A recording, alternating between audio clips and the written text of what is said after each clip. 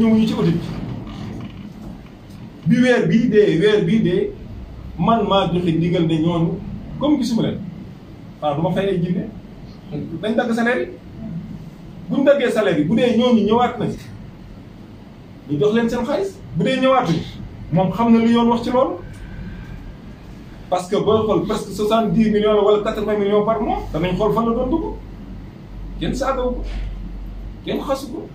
kenn menacé wu ko mais il a décidé de se victimiser pour mu ne waaw kaay leen xool parce que damaa wax nangam président bi dal sama kaw loolu daal lañ def bi loolu amee nag bi mu xamee ne moom fayuñu ñooñu te xam na ne moom danañ ko laaj ñooñu ñooy ñan ndax bu doon fukki nit la sax sa responsabilité pénale ak sa responsabilité civile dafa engagé wu ndax alalu askan bi lañ la jox pour nga fay leen boo structuré dañoo njort ay emploi fictif tu dois en répondre devant les juridictions mais bu dee réew mi la am rek ñu bu ko indiwaat ci politique fan lañ jëm et puis un deux mu ne président man waxuma la président mais man sax jéem maa li jël ci Moussa Diop li muy def président dama jamais donné une instruction moo tax bu mu waxee wax yu mel nii man mu jur ci man mbetteel ak xeebel ndax ak nit ku baax du sos nit ku baax du nar nit ku baax du wax lu amul tey ñi mu fi bàyyi woon comme cadre ils sont au même poste je l'ai dit tout à l'heure assistante mi ngi nii moo nekkoon sama assistante ba bëgg dem et c'est par pure coïncidence aujourd'hui on a déjeuné ensemble non avec les autres collaborateurs dans mon bureau et je sais que ñoom ñëpp amul ku ma ciy bañ wala ku ma leen ciy pexe mais na arrêté di raconter Sénégal yi loo xam ne du dëgg alors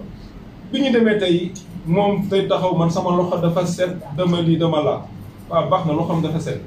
waaye ñun gis nañ ne tey ñaari restaurant yi ëpp doole yi Dakar Dem Dikk yoon ay soxnaam la ko joxoon ñu koy gérer loolu li ci yoon wax xam ngeen ko yow nee nga da ngay woote jub ak set nga jël restaurant yi gën a am solo jox ko sa jabar wala ba dikk jëlaat sa jabar employé ko ci entreprise bi ñu ne déet waaye nga defal ko disponibilité ñu ne déet disponibilité ba jeex mu bëgg a toog këram ma dàq ko li ma koy dàq ak ñeneen ñi nga xam ne pour ñoom lu leen neex def wala nit ku baax na ne ku dëkk ci def la neex doo ci am la naqari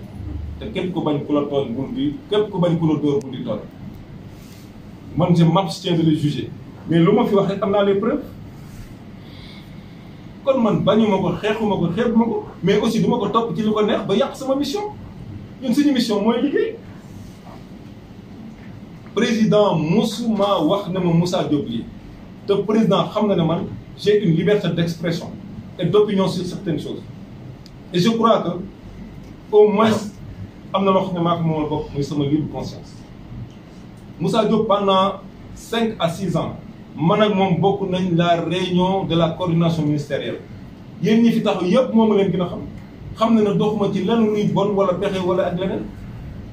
kon nañu seedeel suñu jikko mais bu mu taxaw ci kanamu askan wi parce que tey am na yeneen ñuy découvrir muy sos daf ñu bëgg a boole ak opinion bi nee na dafa am ay preuve na génne preuve yi li ma koy fàttali daal moo nekkoon directeur général Dakar Dem Dikk nekkoon boo demee tey ci yoon ci constitution ci code de procédure civile ci statut Dakar Dem Dikk ak disposition qui régit la partie communautaire suñu jëm di ñàkk solo bii la fi yàlla teg ci ndigalu président de la République li ñu ñàkk fula nag suñu chaise danañ ko toog ba mu fees dell lu ñu nekk nag di wax ak di xuloo ak di jabatu nekk ñu fase dañuy teg lépp ci fula ci dëgg ak ci respect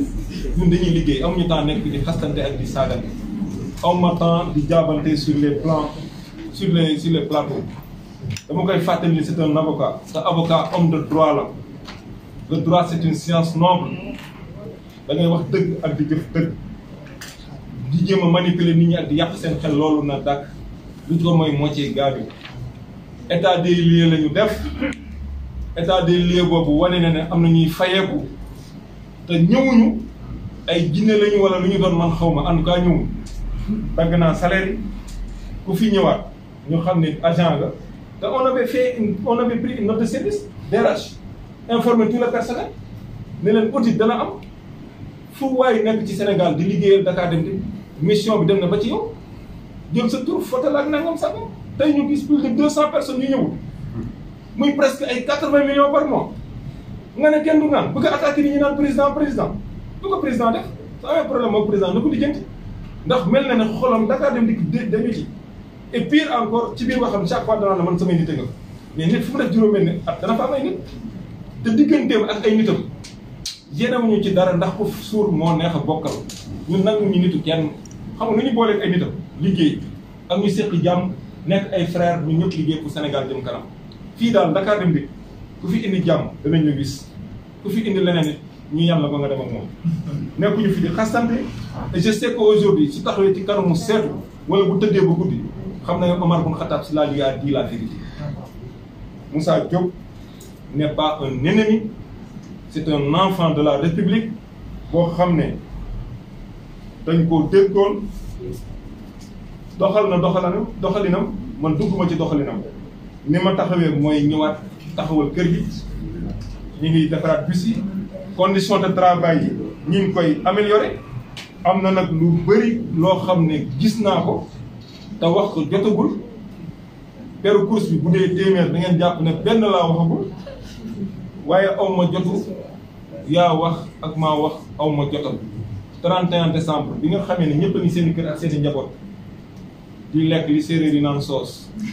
di naan seen boisson yu set ñu ngi fii di liggéey parce que dañoo dégg te bëgguñu bu ñu dégg mu réer keroog shawarma la ñu lekk suñu njaboot gisatuñu ñu ngi daw suba ak ngoon c'est l'occasion ma rendre hommage sama collaborateurs yi nga xam ne ce sont de grands travailleurs di remercier tout le personnel de Dakar Dem Dikk di remercier aussi les syndicats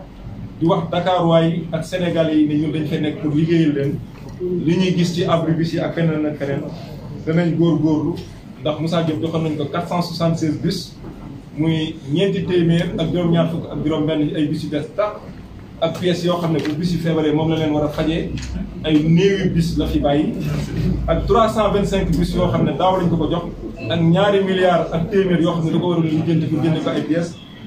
doxalu ko xëy na reñam fii jeex na li ñu bëgg mooy ñu bàyyi xastante bi ñu bàyyi opinion bi nga xam ne dañ leen jéem a manipuler lépp lu ñu waay def ñu bëgg ko indi polémique su ma duggee ci marché carburant bi ne leen tey lañ ci yoon sant lañ def ak yeneen franchement bëgguñu comportement yi mel ni daal mu koy wéyal ci réew moo xam ne dañ ko yaar nga tagg ci yar ci teggin ak ci dëkku mu doon réew référence muy Sénégal maa ngi jéggalu ñëpp di leen